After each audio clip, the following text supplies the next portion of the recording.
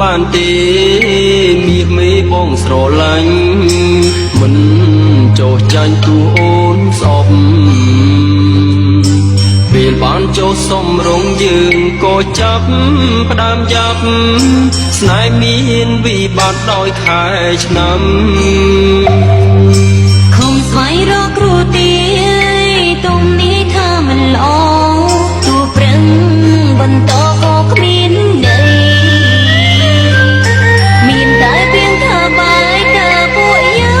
ងបានសុំទោះខំតែមកក៏មិនបា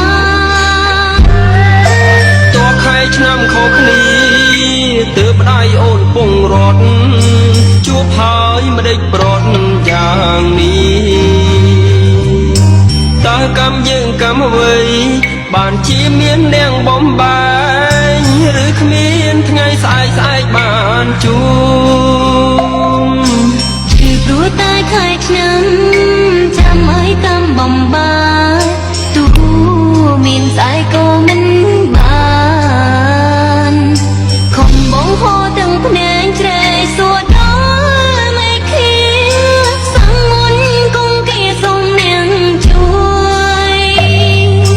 បើមានជាតិក្រោយពិតសូមកុំឲ្យឃ្លាតគ្នាកុំមានពៀដូចជាតិនេះ